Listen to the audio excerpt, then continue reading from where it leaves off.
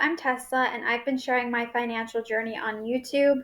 It's already November, which I can't believe. It's the 3rd, and I'm going to budget my $2,320.01.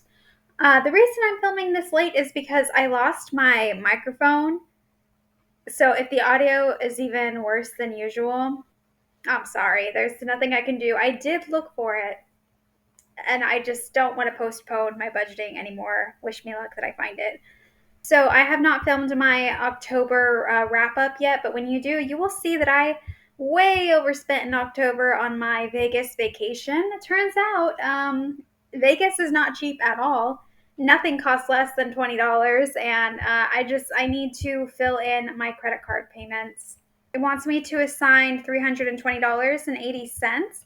And actually, oh, this is awful, and I'll talk more about it in my video, but they canceled the When We Were Young festival. I only had one ticket for Saturday, and Saturday was the only day they canceled. And so I'm getting a stupid refund. And then the person I went with also sent me $300. So I'm going to move this to my credit card payments. Up next is investing. My investments are automatic, so $300 to my 401k, $350 into my after tax, $650 each paycheck for the rest of this year, and I'll see if I need to readjust for 2023. Normally I would start with savings if this were the beginning of the year and I actually thought I was going to save money, but now I think that I'm no longer actually going to save anything for the rest of the year. I'll just start with my expenses. It is the 3rd, so I've already been making some purchases and many of my bills have already gone through. So far I've spent $45.43 just on basic groceries. I think $150 should keep me covered for the rest of the month.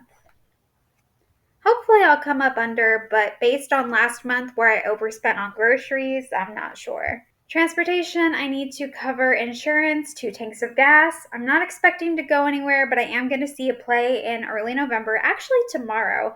And I don't know if the venue is going to make me pay for parking. I always assume that I'm going to have to pay parking.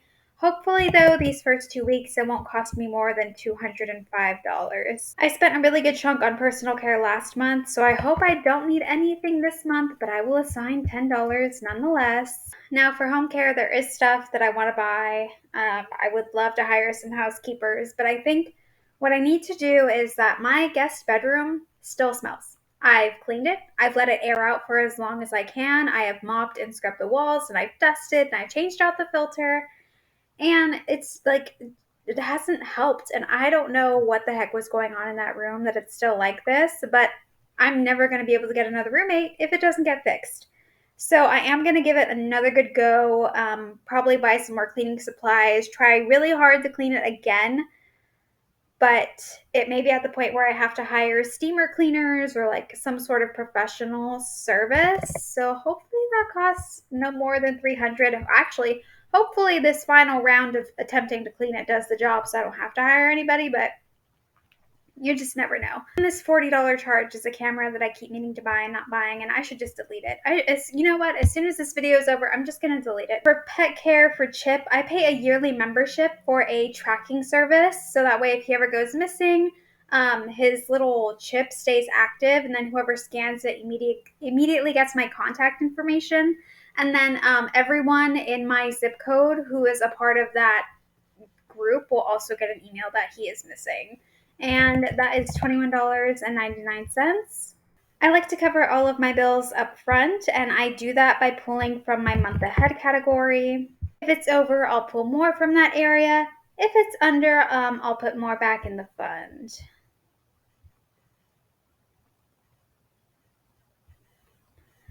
Okay, actually, I need to add 413 and 70 more. Cool. Although now that I think about it, maybe I should move this to subscriptions. Although it is for my pet, so even though it's a subscription, it still kind of goes under pet care. You know, you use YNAB too much when you're overthinking what expense should go into what specific category. For lifestyle expenses, my subscriptions have already gone through $839. I have to cover that. For giving, I'll put 50, 25 just to give away, and then it's going to be one of my siblings' birthdays this month, and I'll give them like $25 too. I do need to thread my face again, and I don't know if I'll do it the first half of the month or the second, but I want to give myself that flexibility, so I'm going to assign $30 right now. As for fun money, after having a really high spend month like I did in October, I would cut back on fun money. But here's the thing. The Renaissance Festival ends in November, and I go every year, and I'm not skipping this year. I'm going to set money aside for it now because I'm not sure if I'll go this first check or this second check. Um, but I generally have a plan of the food and drinks I want. By the way, pro tip, don't get the turkey leg because they actually don't season it. What you want is steak on a stick. But anyway, I know the rides and the games and the shows I like, and then there's vendors that I always want to buy from. So I'm gonna budget 250. I still need to find someone to go with, and I still need to put it in my schedule. I may come under because if I go with someone and they want to do it more cheaply for their budget, then I'm not going to force them to spend more. I will just adjust to their plans and what they feel comfortable doing, and then maybe I'll come under, but it'll just depend. Okay, so this refund has not come through yet, so I actually can't move this money. So I have the toolkit, I have the YNAB toolkit, and I have the setting where all outflows and inflows, regardless of what time of the month they're supposed to happen, they still show up here as a positive or a negative. But the smart thing about YNAB is even though I'm going to have this money in 5 days, like it still won't let me move this money. It'll show me that I'm going to have the money, but it won't let me move it around yet because I don't actually have it, which is like so smart. Um, but yeah, I'll probably just put this right back into my credit card spending because the Vegas trip, I did put most of it on my card. Actually, I need to add another transaction as well because I did an expense report for something I had to buy for a work conference. I think that was like, I don't know, $186 or something like that. I need to add this here too, but I probably won't get that till the end of the month. So I'm just going to put 45 into miscellaneous. I really want fall decorations. I'm going to resist. I'm going to do my best to not buy random shit. But just in case I get persuaded, I want to cushion that a little bit.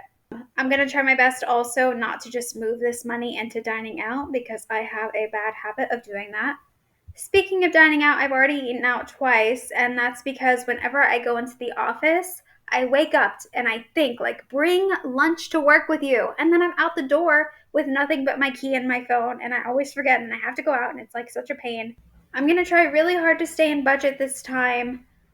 It's a very small amount. It's very difficult for me because, especially if I eat out for lunch twice a week, and then on weekends, I usually treat myself to something. It's going to be really hard, but I'm like, I have to stay in budget this month. I have to. Hold me accountable. Be mean to me if I don't. Okay, so I'm going to give this some once over. I don't think that I'm forgetting anything. So every year for the past 2 years or so, I've paid for a yoga membership. The first year was $800. The second year was $900. So I really freaking hope that it does not go up this year and that it stays at $900, especially because I was not able to hit my $900 goal. Looks like I'm at $793.21, which means I'll be negative 150.08. I'll probably just take it from my augmentation fund. Anyway, I have 549.63 left. I'm going to go ahead and put that in my month ahead fund. So that way in my second check, I only have to replenish $904.46. And then hopefully for my next check as well, I can just assign the 150.08 and not have to pull from augmentation, but we'll see. I'm being very flexible and lenient with myself in Q4 just because Q3 was so stressful for me. And I feel like 2023, I can renew my finances, I can change my plans, and just deal with everything. I'll make a fresh start in YNAB. I'll probably totally reorganize all of my categories. But yeah, I kind of just want to ride out the year and not be too hard on myself. Although this month, I really, really am going to try to stay in budget. So actually, one thing I'm going to do is because whenever I spend on my credit card, it makes this amount get bumped up, right? Because it means I need to assign more to reach my target to pay off my card by the end of my interest-free period. But sometimes I end up over assigning as I fill out these top categories. So I'm just going to erase it and see what it tells me. Okay, assign 144.43, which is a slightly lower. So I will go ahead. Ooh, should I put it there? Or should I put in a dining out? You know what I'm going to do?